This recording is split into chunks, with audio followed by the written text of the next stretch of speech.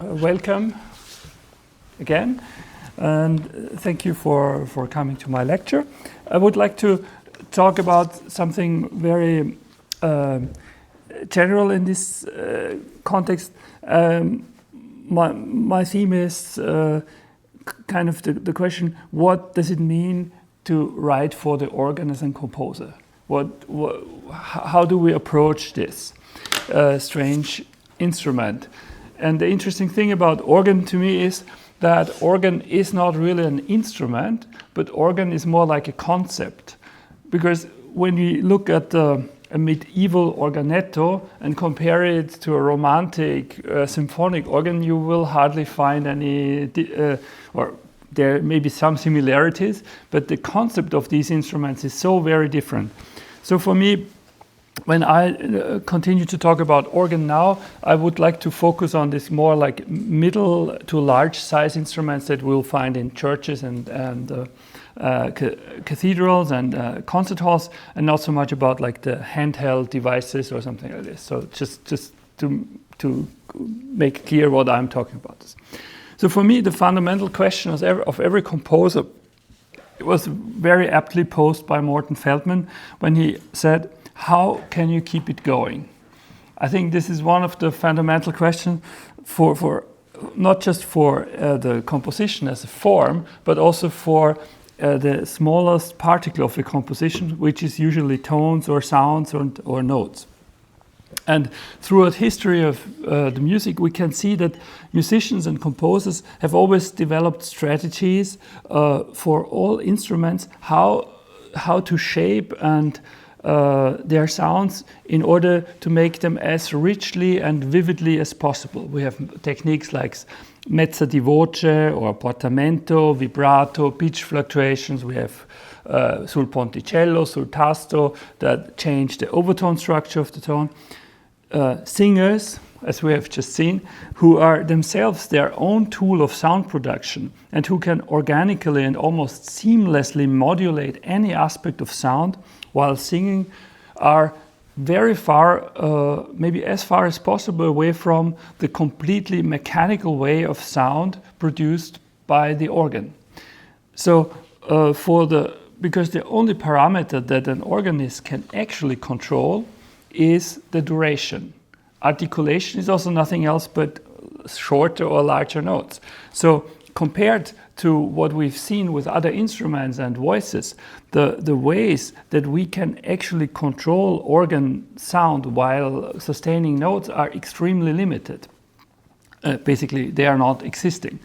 And so it's also not a surprise that during an age when human bodies were seen as machines and the world as a clock constructed by a watchmaker, which is the Baroque era, we had the heyday of organ music and organ music. But interestingly, unlike recorder, harpsichord, or oboe, the other instruments of the Baroque era, the organ, and they were replaced not by traverso flute, by pianoforte, or by clarinet. The organ was not. Organ kept its basically Baroque characteristics until late 19th century, and was actually the organs that we build today are very much Baroque instruments again.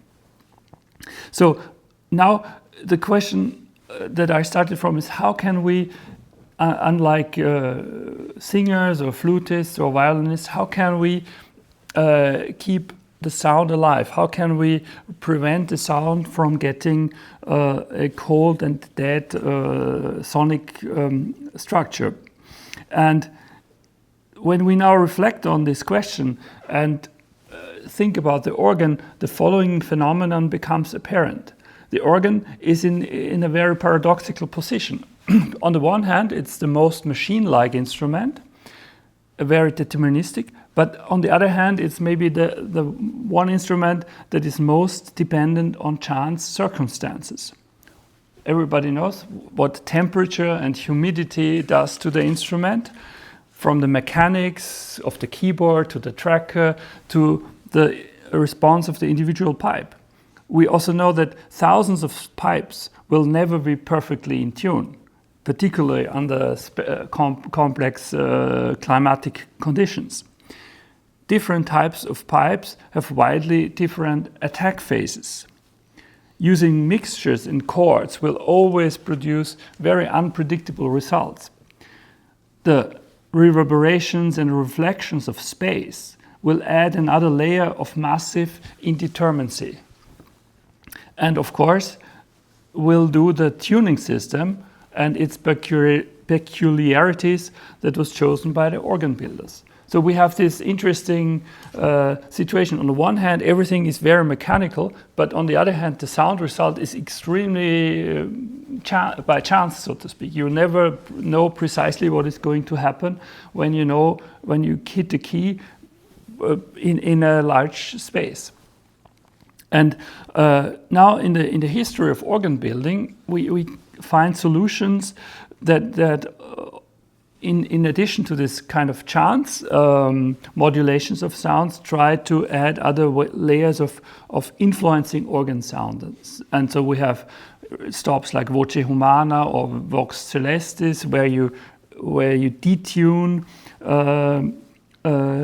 ranks, or you have, of course, this registration and organ building technique of the Romantic period, where you build lots of 8-foot stops that are, of course, always slightly out of tune, of mirroring the idea of an orchestra, where you have doubling in octaves and unison in order to create this life within the sound.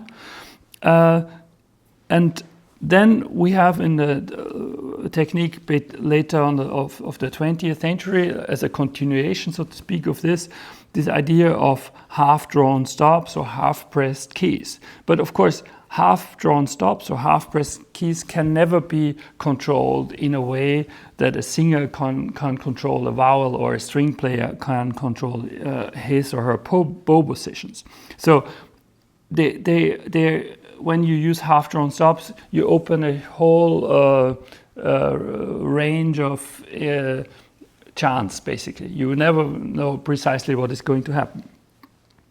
And what I think is interesting, that, so to speak, this limit of control that you have as an organist towards the organ is in some respect quite similar to the role of a conductor of an orchestra, because when you, like, the pipes, they have their lives of their own, so to speak. Very similar to, like, when you have an orchestra, you are not dealing with machines, but you're dealing with individual human beings that are also expressing their own lives, so to speak.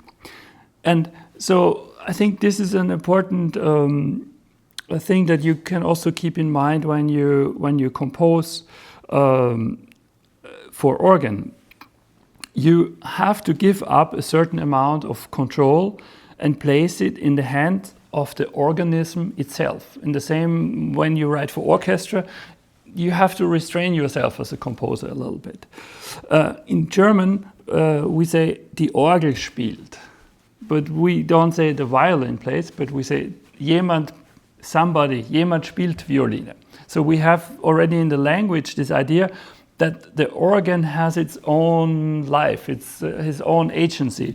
And we have always to respect this when we write for organ, that the organ is has some character that is part of the organ itself, that can't be, it's not indefinitely malleable.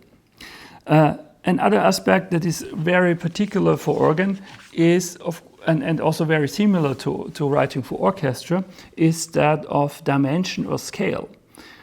Like mass and managing masses is something that develops a quality of its own. So if you have a large instrument, this is already a specific quality that you can't neglect. As in, for instance, large-scale paintings, broad strokes and wide brushes are needed, and strong colors, and not so much fine pencil lines when you write for these large organisms. Sometimes too detailed writing can just get lost in the process of performance. So in writing for organ, very often less is more, because you want to give space to the instrument itself. Similar difficulty as in writing for orchestra also arises that you are facing so many options that some people are kind of seduced to use too many things at the same time. And I think it's very important to restrain yourself as a composer, and as I said, to give the organism and the sound of the organism space to unfold. So we have this kind of this special attitude towards organ that is connected to its sheer size and the large scale of it. And often also sometimes one of the most important things when thinking about organ is that organ has these specific qualities, and you should try to understand organ and to try to understand what is actually essential to organ, and not try to have expectations to the organ that like you would have to other keyboard instruments like piano or something. So really try to understand what is actually essentially for organ. And for me there are 3 points that stick out. And the first point is, unlike any other instruments, there are no time constraints when writing for organ. Like every singer will eventually have to take a breath. String bows they have a length. They are not, and also a piano sound will decay at some point. The only instrument that has absolutely no time restraints is the organ. You can press a key and keep it forever, basically. No? So for me, this is really one absolute essential and characteristic element of organ, that with organ you have an instrument where you can freely shape time, absolutely free. No other instrument offers this, because all other instruments, as I have shown, have time constraints. The second aspect of organ that is for me very specific for organ is the fact that when you produce sound on an organ, the way of sound production is not interfering with the organ, with the sound itself. What do I mean? Just as an example, if somebody wants to play a loud chord on the piano, this requires a lot of physical action in order to play a loud chord. Also on the flute or on any other instrument, you need to invest a lot of body movement and a lot of kind of expressiveness that comes along with involuntarily with this kind of throwing your whole body into the instrument to produce a loud sound. And this is exactly what the organ doesn't require.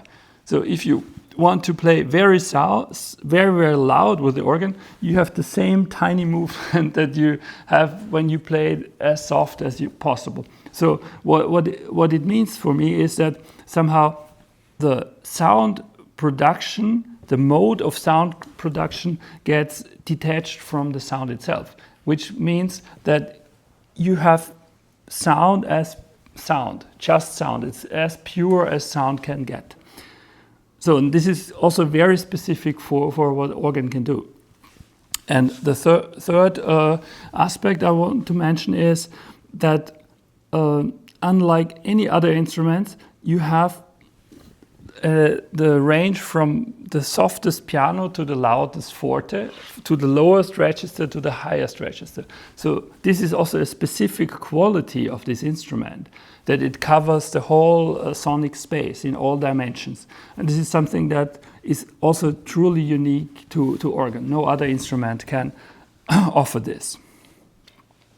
So starting from this, kind of trying to understand what the organ is, I think it's now important to, when we think about what we are doing here, of expanding organ and the options of organ, I think it's, for me, interesting to see it not as this expansion, not as taking something from the outside and throw it onto the organ, but look at the organ and try to find the things that the organ actually offers, and maybe find corners that haven't been exploited in the last centuries. And so try to find something within the organ and develop it out of the organ and not from outside the organ and kind of throw it onto the organ.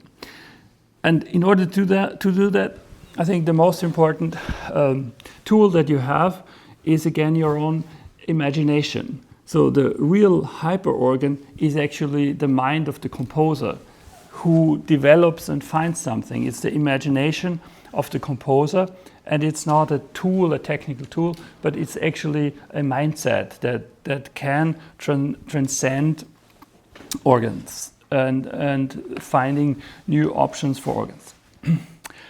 I would like to conclude now with a few examples of my own work, showing a few elements in my work, how I tried to use organ in a different way. So let's go here. The first option is to show organ as this mass of sound and let organ sound as it is, and use, so to speak, the idea of emergence. So you're not trying to shape too much, but you just open the sound and let it sound by itself. And so a short X-ray is like for this.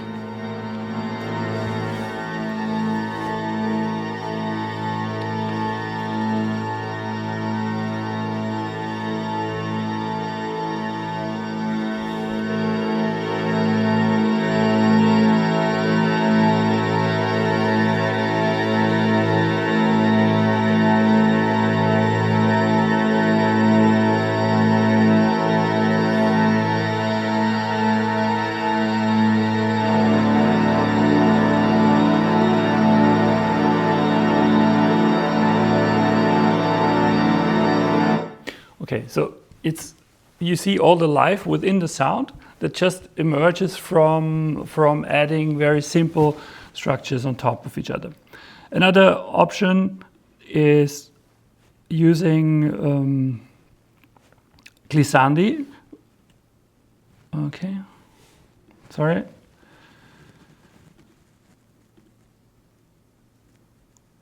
Okay, now.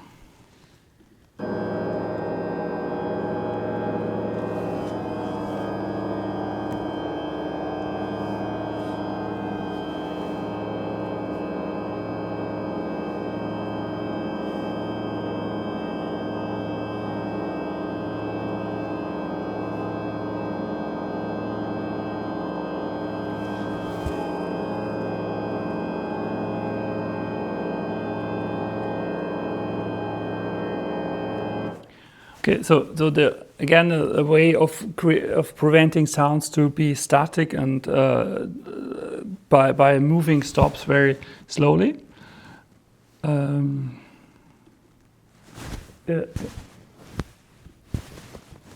example would be, it's notated in this way. So you have different stop positions that are indicated. Then there is another option that I would like to show you briefly. This is a piece written for this organ in Kassel, where you can seamlessly change the air pressure.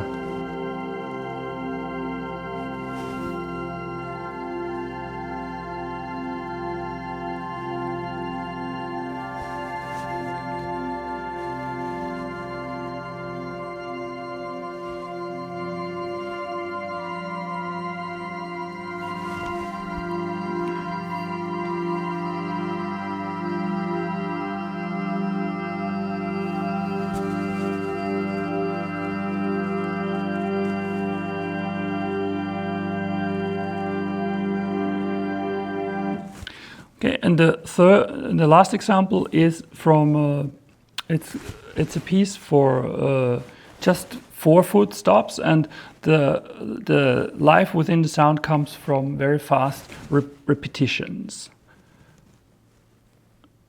Okay.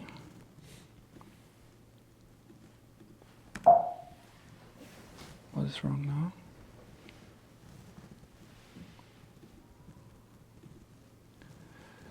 No. Sorry.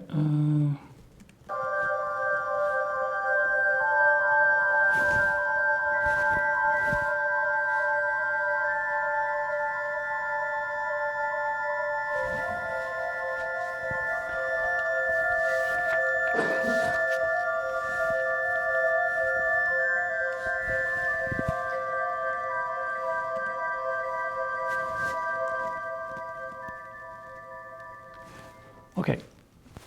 Thank you very much.